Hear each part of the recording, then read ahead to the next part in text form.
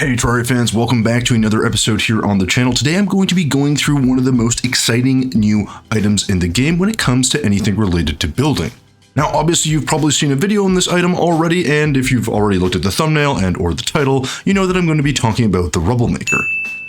And specifically I'm going to tell you where you can get it, how to use it, and what blocks you can actually use, and maybe a little bit more about some of the applications where I see myself using it as someone who really enjoys building. So guys, if you're not familiar with this item, the only way to actually get your hands on the Rubblemaker is to actually purchase it. And you're gonna have to do that by interacting with our most favorite and most money-grubbing NPC, the Goblin, which of course means you're going to need some free space for him. So we're gonna go ahead and make a really quick build to highlight some of the little things that you can do with the Rubblemaker before diving into all of the cool little features. Because I mean, it is a building channel after all, and I do like to show off some small builds when I can. So with that said, let's get to it.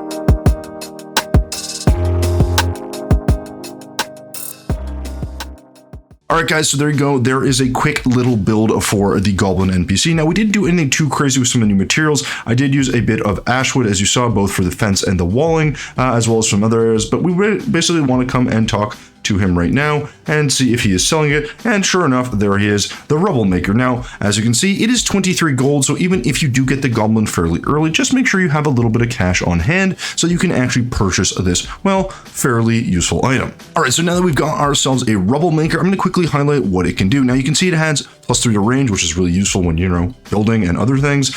You can also switch through a bunch of different materials, both through toggling up and down or through actually right-clicking to make the size of the item either larger or smaller. Now I'm going to show you exactly what that looks like.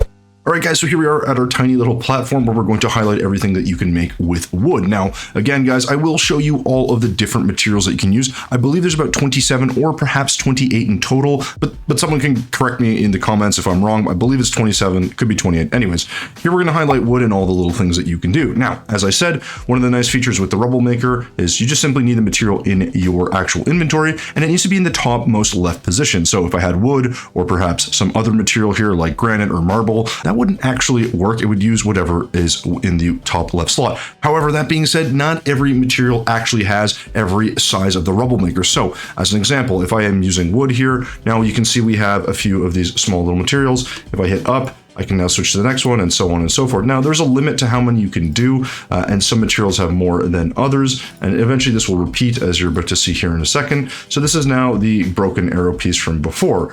What's cool though is if we right click, we now go to the medium size, and you can see here it is highlighted by being this nice sort of second tick here, and it's in orange. You can also see that if you look right by where the cursor is, that it says we are using wood. So now what I was trying to say before is that simply that if you don't have a material, if this, say, wood does not have a size here, like what we have currently, then it will actually go to the next default. So if in a slot here we had, say, granite, and perhaps with granite we can only make small items. Well, if we had to if we had the desire to make large items, we would have to have the next item in stock. So that means if you only have wood and you can only make small items, there are only small items available, and I'll show that off to you here in a moment. So with the medium-sized pieces repeating, we're now going to switch to large, and you can see we have some really cool items here that we can just place, and these are great for ambient builds and backgrounds. This is why I am so excited for the Rubblemaker. Now, you can probably imagine there's a few more than this. We have a tent, we have this wood pile, we have this kind of cauldron thing, a little minecart. So it's all kinds of cool things before it repeats again.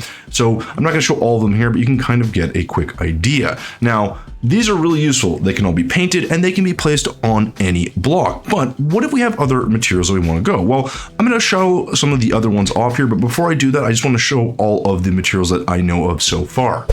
All right, folks, so here are all of the materials that the Rubblemaker can use. Now, you can see we have 27 here, if I'm not mistaken. There might be one missing, but yes, you can use the enchanted sword. This will put an enchanted shrine down. However, once you destroy it, it will just simply give you your enchanted sword back. So, you have to first find an enchanted sword to put this down. So don't get any ideas with trying to actually, duplicate these. Otherwise, you can see we have all the blocks that I'm highlighting here. Everything from stone and wood and dirt blocks, and even including jungle grass seeds or grass seeds, jungle spores, lizard brick, and even some of the gems. And you can also use coins for a couple of different things. So take a quick look here. I encourage you to maybe pause the video if you're not sure what's here, but there are 27 that I can see. Again, there may be another one that I missed, but for now, these are all of the items that you can use, and I'm going to highlight a few of them and what they can do.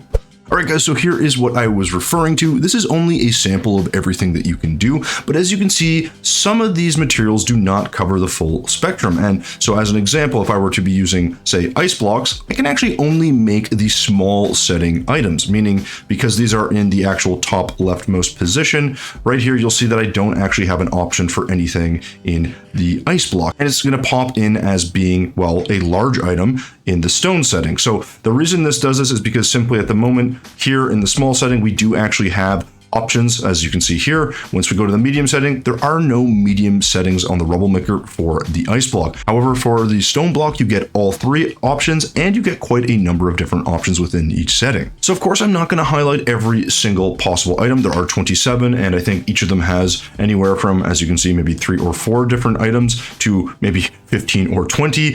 So yeah, there's a lot of options. I'm going to guess there's over 300 or so options with the Rubblemaker. Just a quick guess. I'm sure someone has a more accurate number. But as you can see, these are all amazing terrain and features that you could add to any build. Now, we used a couple of the granite pieces here when we made this little build for the goblin, and we'd use a little bit of stone as well. But in general, guys, these are going to be extremely interesting additions to your builds. I think especially when I look at something like trees, waterfalls, or any just kind of ambient background builds, this is going to add a ton of different detail. I also think for anyone making custom maps, guys, this is going to help everything stand out a little bit more. Now, of course, the downside is you have so many more options. It's going to be hard to decide what to pick. But honestly, I'd say having this is such a game changer for a builder like myself, and I'm so excited to see what we can build in the future. With that said, guys, thank you so much for watching until the end of this video. It's been an absolute pleasure so far to be able to go through some of the new features in the update, and especially the things related around building, because as you know, guys, we are absolutely going to take advantage, and I hope you do as well. And with that, we are done. So thank you again for watching until the end of the video, and as always, guys, thumbs if you liked it, subs if you loved it. We will see you in the next one.